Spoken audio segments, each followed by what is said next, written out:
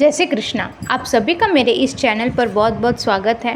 आज हम इस वीडियो में आप सबके लिए लेकर आए हैं अश्विन मास में आने वाली शरद पूर्णिमा की व्रत कथा। तो चलिए अब हम कथा शुरू करते हैं। उससे पहले अगर आप मेरे इस चैनल पर नए हैं तो मेरे इस चैनल को सब्सक्राइब करें और आपको मेरी ये कहानियाँ कैसी लगती हैं कमेंट में ज़रूर लिखें।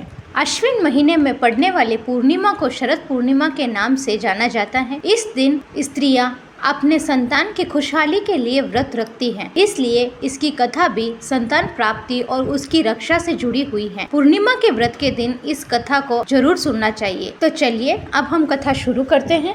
पौराणिक कथा के अनुसार एक गांव में एक साहूकार रहता था। उसकी दो बेटियां थीं। दोनों बहनें कार्तिक पूर्णिमा का व्रत किया करती थी। बड़ी बहन तो व्रत पूरा करती थी, लेकिन साहूकार की छोटी बेटी चंचलतावश व्रत को कभी पूरा नहीं करती थी। समय बीता, साहूकार की दोनों बेटियां बड़ी होने लगी। साहूकार ने उत्तम वर देखकर उन दोनों का खूब धूमधाम से विवाह कर दिया। विवाह के कुछ समय पश्चात साहूकार की बड़ी लड़की के एक लड़का हुआ, लेकिन साहूकार की छोटी लड़की के जब भी कोई बच्चा होता तो वह मर जाता। तब साहूकार की छोटी बेटी बहुत परेशान रहने लगी और वह दुखी रहने लगी। साहूकार एक दिन उसे एक पंडित के यहाँ ले गया। साहूकार की छोटी बेटी ने पंडित से पूछा कि जब भी कोई मेरे बच्चा होता है तो वह मर जाता है, मेरा कोई बच्चा जीवित नहीं रहता, उसका जन्म होते ही वह मर जाता है। तब पंडित जी ने कहा, तुम पूर्णिमा का अधूरा व्रत करती हो, इसी कारण तुम्हारे बच्चे जीवित नहीं रहते। तब साहूकार की छोटी बेटी ने कहा कि आप मुझे इस दोष का निवारण बताइए। तब पंडित ने कहा कि तुम पूरे विधि विधान से पूर्णिमा का व्रत करो तो तुम्हारा यह दोष समाप्त हो जाएगा